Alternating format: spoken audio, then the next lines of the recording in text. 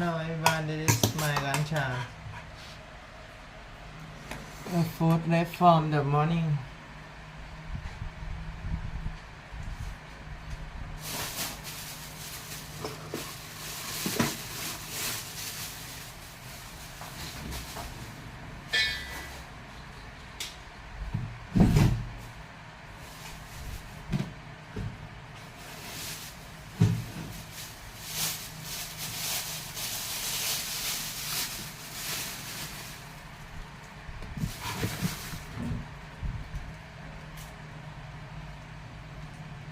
This oven I bought a long time ago. I don't know when I bought it.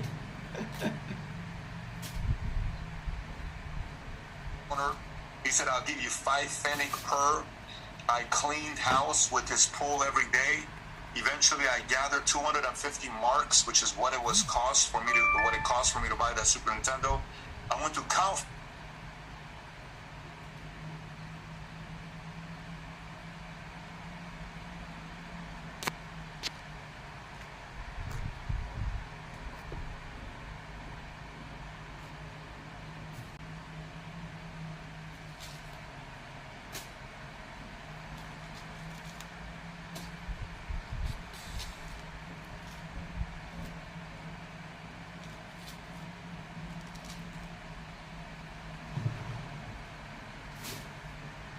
Which Kaufhof is like our Sears, and I went to Kaufhof and I bought the Super Mario Brothers Super Nintendo. I brought it back to the refugee camp. I was a hero. Everybody was playing with the video Kaufhof, which Kaufhof is like our Sears, and I went to Kaufhof and I bought the Super Mario Brothers Super Nintendo. I brought it back to the refugee camp. I was a hero. Everybody was playing with the video games, and I asked Katarina, let's go spend some time together, and we go to the park. That was my first experience about entrepreneurship. That it's everywhere here. What if I bring Germany for 2 years at a refugee camp, which I got the first taste of entrepreneurship there. Super Nintendo, Super Mario Brothers 2 was coming out, and there was a guy in the refugee camp. His name was Jan Staff. He's no longer here with us. He had a sister who was gorgeous, and I was in love with this girl. And I was 11 years old. I'm like, I got to figure out a way to spend more time with this girl. So I talked to the Jan. Jan was 4 years older than me, and I realized Jan liked video games. And so I said, if I buy Super Nintendo, he can play Super Nintendo and I can play with his sister. This is a great deal. I was 11 or 12 at the time. She was 10 or 11. We were both kids, clueless. So I went to the local swimming pool, and Germans like to drink and they like to party. And it was the year when they won the World Cup. So I went to the local swimming pool and I said, look, you got beer bottles and beer, cans everywhere here. What if I bring this up to you and I clean it up? I talked to the owner. He said, I'll give you 5 pfennig per. I cleaned house with his pool every day. Eventually, I gathered 250 marks, which is what it cost for me to buy that Super Nintendo. I went to Kaufhof, which Kaufhof is like our Sears, and I went to Kaufhof and I bought the Super Mario Brothers Super Nintendo. I brought it back to the refugee camp. I was a hero. Everybody was playing with the video games, and I asked Katarina, let's go spend some time together, and we go to the park. That was my first experience about entrepreneurship, that you can make the money out there. Money's out there. There's many ways to make the money. You got to go ask and create some kind of value for you to make it. I came to the States at 12 years old. 37.9 everyone. And was there for 6 years. And I went to swimming pool. And Hello everyone, this is my lunch time from the morning.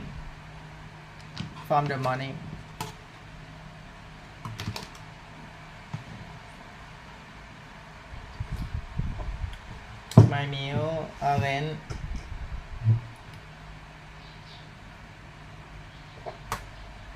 Hello, nice to see you everyone.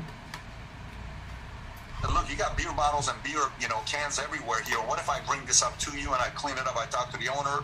He said, I'll give you 5 pfennig per. I cleaned house with his pool every day. Eventually, I gathered 250 marks, which is what it cost for me to buy that Super Nintendo. I went to Kaufhof, which Kaufhof is like our Sears, and I went to Kaufhof and I bought the Super Mario Brothers Super Nintendo. I brought it back to the refugee camp. I was a hero. Everybody was playing with the video games, and I asked Katarina, let's go spend some time together, and we go to the park. That was my first experience about entrepreneurship, that you can make the money out there. Money's out there. There's many ways to make the money. You got to go ask and create some kind of value for you to make it. Then came to the States at 12 years old, Glendale, California. and was there for 6 years, then went to the Army. Then a day before 9/11, I started working on Morgan Stanley Dean Witter as a stockbroker. Got my Series 7, 66, 31, 26 as a 21-year-old. I was the youngest broker they hired. And then I went to Transamerica for 7.5 years, and I started my own insurance company. And the rest is history. But it just validates that, how often, like the other day, we're doing research today on politics, and we were watching a lot of old JFK interviews. And I want to read something to you that JFK said in regards to taxes. So, most people think about taxes and like, well, we got to tax the rich, we got to tax the rich, we got to tax the rich. It's not fair the fact that they don't pay enough taxes. Here's what Kennedy once said. On September 18th, 1963, Kennedy said a tax cut means higher family income and higher business profits and a balanced federal budget. A tax cut means a balanced federal budget set by a Democratic president. Every taxpayer and his family will have more money left over after taxes for a new car, a new home, new conveniences, education, investment. Every businessman can keep a higher percentage of his profits in his cash register or put it to work expanding or improving his business. And as the national income grows, the federal government will ultimately end up with more revenues, said JFK. How weird is that a JFK would today potentially be considered a Republican or a Libertarian, but he understood business? Because when it comes down to business, I was a kid. Robert, my mom, I was 13 years old, 14 years old, going to Glendale High School. My economics teacher, my history teacher starts talking about Democrats, Republicans, Independents.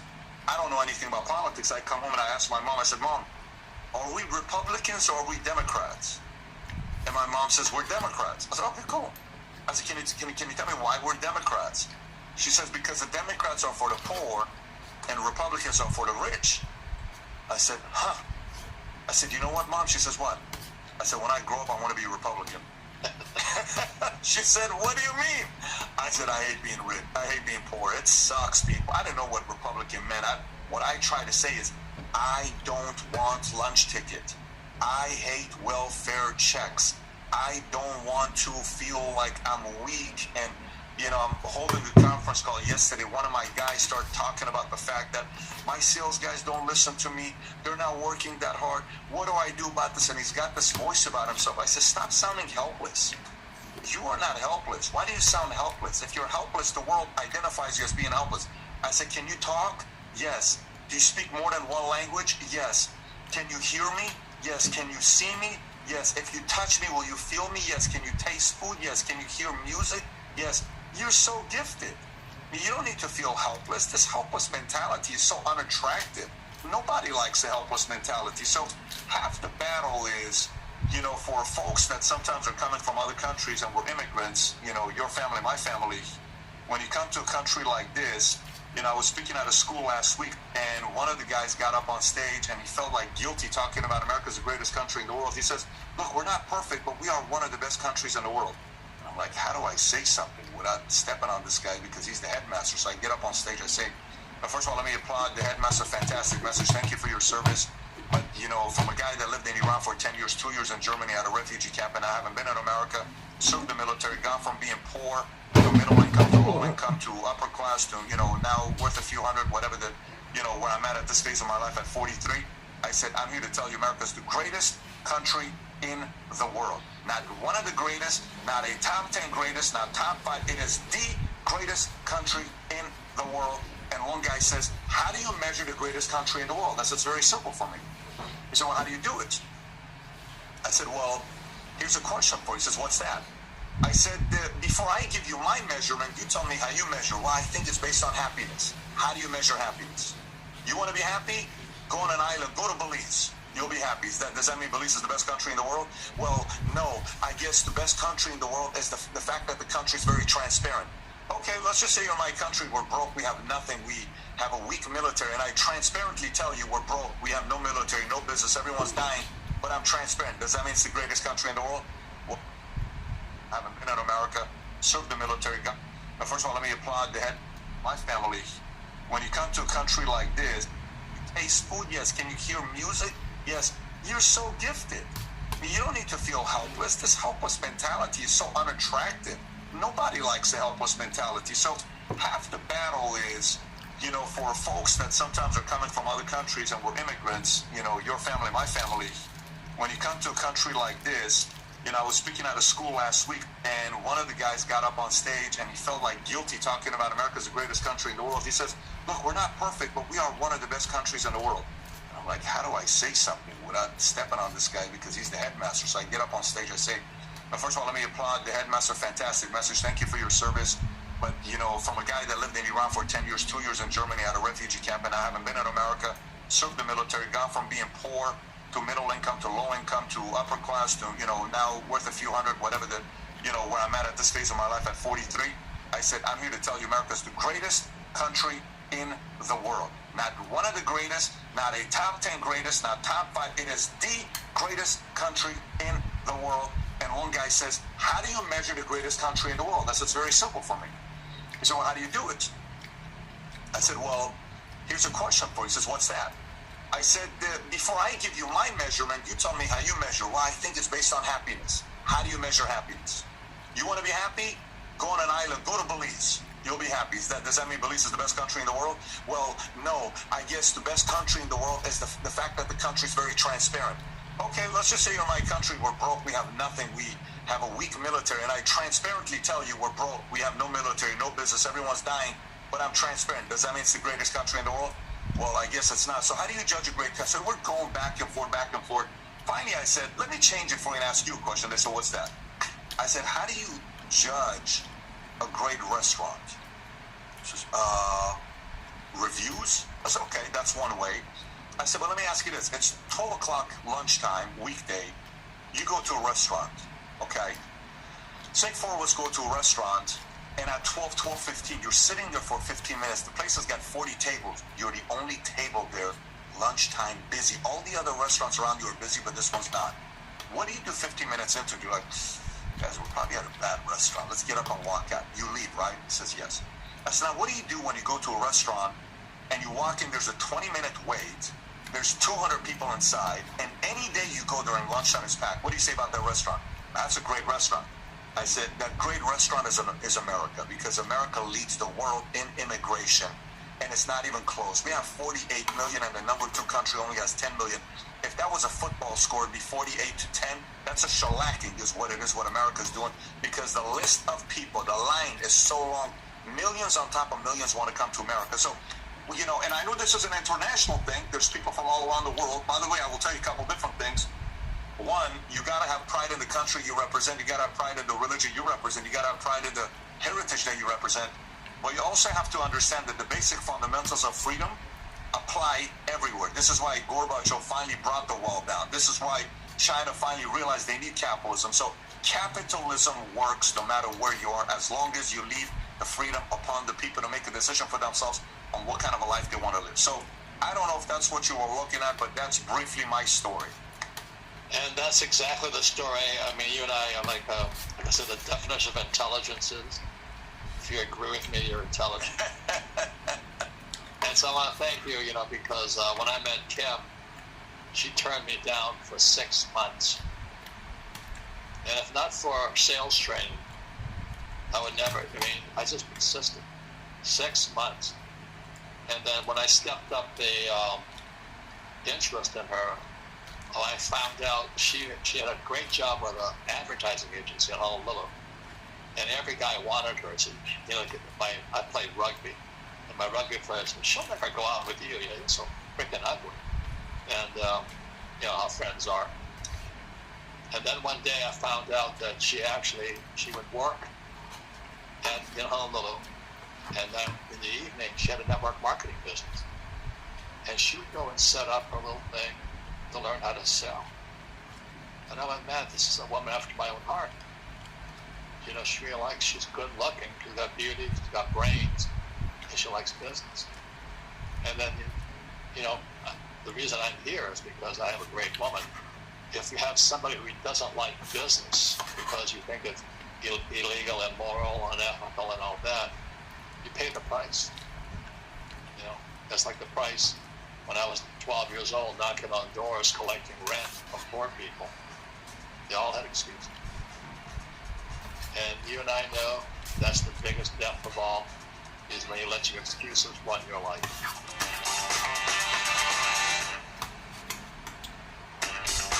But I'll show you what capitalism really is. This is, you've seen the financial statement here.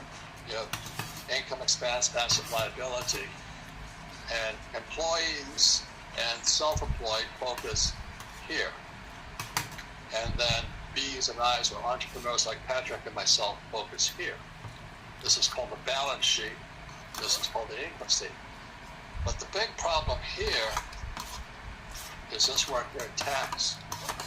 And Patrick talked about how tax would wipe you out. So what I had to learn was I had to learn to build a business here by selling, learn how to sell. So what happened is my income goes up here. So as my income goes up here, taxes is taken right away. So I had to find out how I could minimize my taxes legally and increase my income.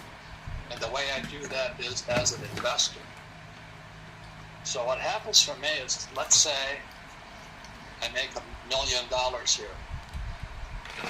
$1 million. If I do nothing, the government takes 60% of that. So I net 400,000 on $1 million. But the reason I had to learn how to invest in real estate was because I come down to the liability column here and I borrow $4 million. So I make $1 million there, and as an investor, what Christian World recommends is you learn how to acquire real estate. So if I borrow $4 million here, I step up my asset value to $5 million. And because I've stepped up my basis from $1 million plus debt to $4 million, I have a basis of $5 million.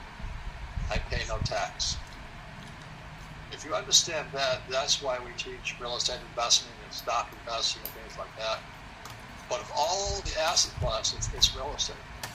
Because real estate runs on tax, on debt, and the more debt you use, the less tax you pay. Because if people like myself and people who borrow money, if we don't borrow money, money doesn't come into existence. The only way money exists is after 1971, when Nixon took the dollar off the gold standard, the U.S. dollar became debt.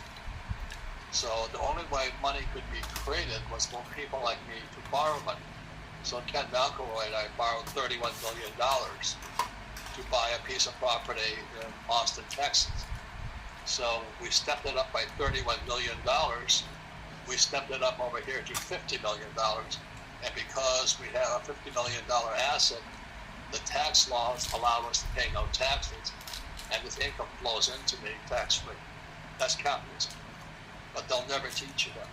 So what schools teach you is to be means and assets, to be employees, especially like a doctor or a lawyer or a real estate agent.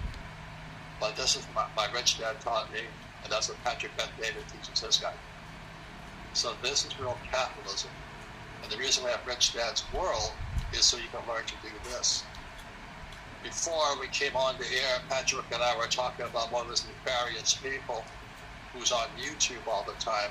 And there's a lot of fakes on YouTube, as you guys know. And this guy was saying the way you invest in real estate is you go out and you start with a 200-unit apartment house for $40 million. Are you nuts?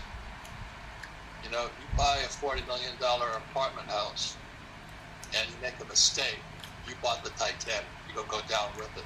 Without real financial education, without coaching, without really good guys like Patrick and I had, the U.S. is now a nation of renters. And everybody's going to rent because they can't afford a house. So that's good news. So that's why Rich Dad World exists, to assist you in understanding how you take $1 million, you borrow $4 million here, you come across here, make income here, and you wipe out your taxes legally. That's what Capitalist Manifesto is about. That's what Rich Dad's about. But I strongly recommend you choose your teachers wisely. This guy he's a very popular real estate guy. I wouldn't trust him. I mean, I do not trust him. He said, yeah, just go out and buy a tuner. You start big. You got to be crazy. So for those of you who want to do this here, make $1 million, learn how to sell, $1 million comes down here, I borrow 4, step up my basis to 5, and wipes out my taxes, and I make money tax-free. That's the way to play. Okay, so thank you for listening to Rich Dad's World, and please invest in your financial education. But as Patrick and I were talking about, you've really got to choose your teachers wisely. So, hey, Patrick, I want to thank you. I thank you for supporting my new book, Capitalist Manifesto. But Robert Kiyosaki, welcome to Dad Saves America. I tell you that Dad Save America is the perfect name for my brand too, right? That's right. Rich Dad, Poor Dad. I am so excited. We have talked about having you on the show for a long time, and our time is limited, so there's so much more that we could talk about together than we have time for. Sure. I want to start with the present because you are an icon of macro financial literacy, and this is a very weird time, it feels like. So how do you understand what's happening in the economy and what we as parents and as homeowners should be preparing for and thinking about? Well, without getting political, Donald Trump and I wrote 2 books together because we're concerned about the lack of financial education in our school systems. So you think about the source of it. If there's no financial education in our school systems, then the people running our government are idiots. Gee, I wonder, like people say, well, the Federal Reserve Bank has either 400 or 4,000 PhDs. My mind goes, that's 4,000 or 4,000, like my poor dads. They're academic geniuses who know jack about money. And they're killing us. So when I see that, and then you have, my generation was the first baby boom generation, was the first generation without a defined benefit pension plan. Defined benefit was like, when my father generation, they worked for Ford or General Motors, and they had a pension for life. But in 1974, that changed. So they shifted to the 401k and IRA, RRSP in Canada, 401k in Japan. So the boomer generation is kind of hanging out there on a string right now. And now we're starting to retire. So that was 74 to now, how many years that is.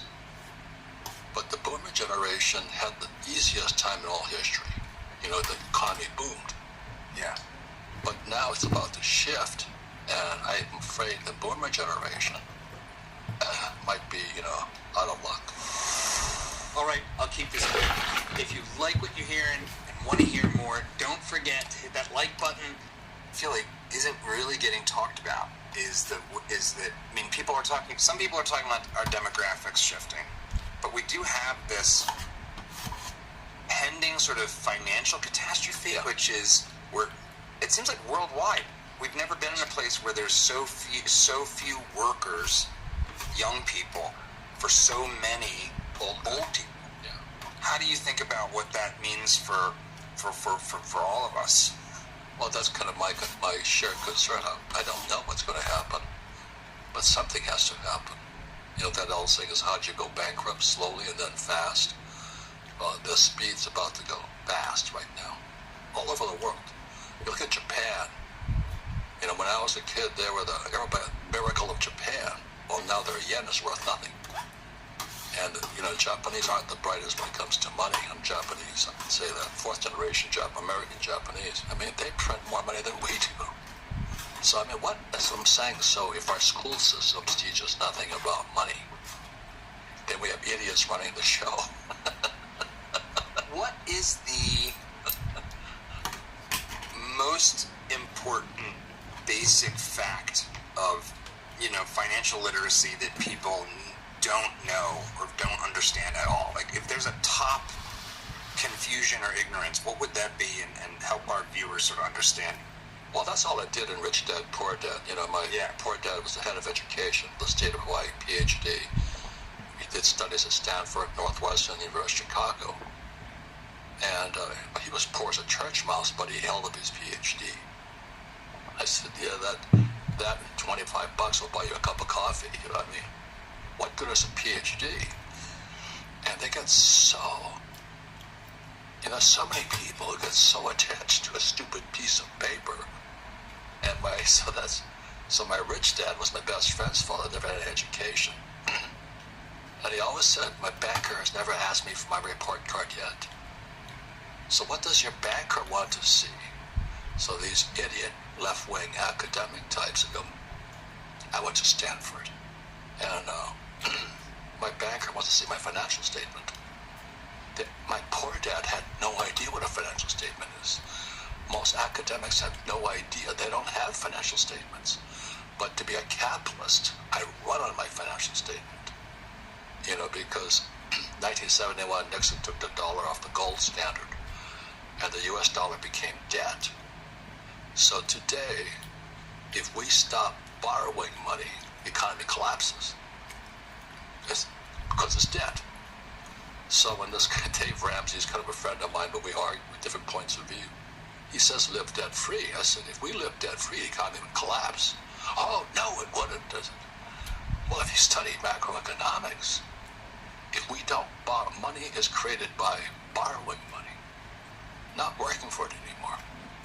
So if you can understand that macro concept, and then today America is now printing, this is 2024, we just started printing $1 trillion every 90 days to keep this economy floating.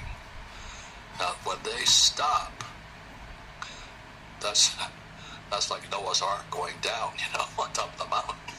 I first started getting into these kinds of issues about 15 years ago, because the financial crisis of 2008 happened, and I was a young dad. I had my first mortgage, and I suddenly, for the first time in my life, was thinking about interest rates, which no one had told me about or talked about. It wasn't a thing that you encountered in your education. We're now to a place where interest rates have gone up, but in the bigger sweep of recent American history, they're still pretty low. They're lower than my parents had to pay with their first house, which was like interest rates are 20%. How do you think about sort of that landscape, the landscape for interest rates and home ownership?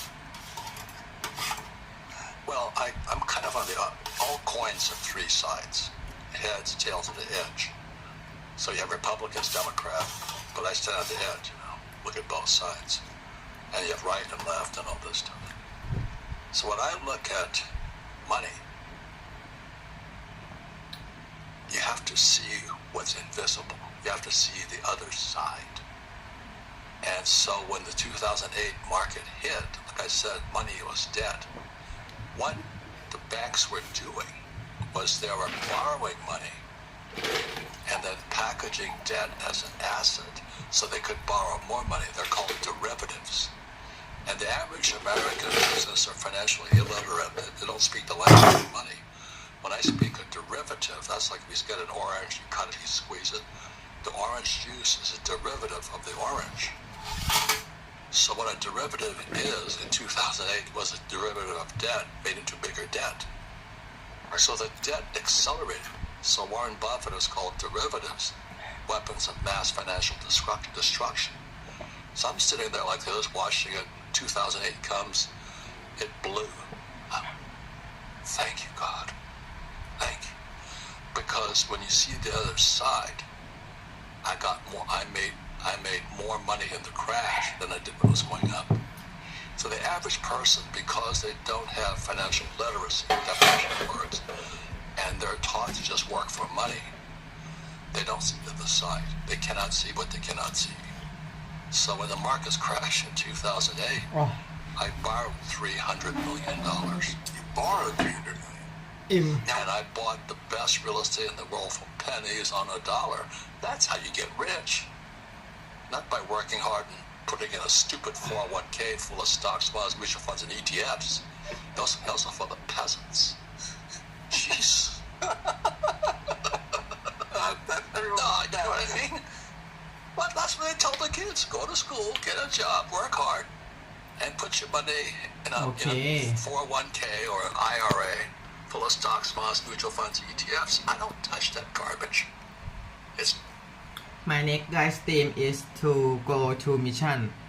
Today mission is to top up palm oil and fix washing machine. Yeah. If you want to watch me, okay, prepare for maybe one hour. After this, maybe 1 p.m. Yeah, 1 p.m. I will go live stream.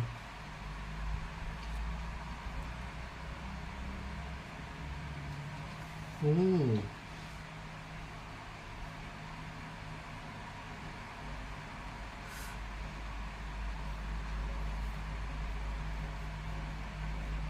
Wow. Okay, goodbye. See you again.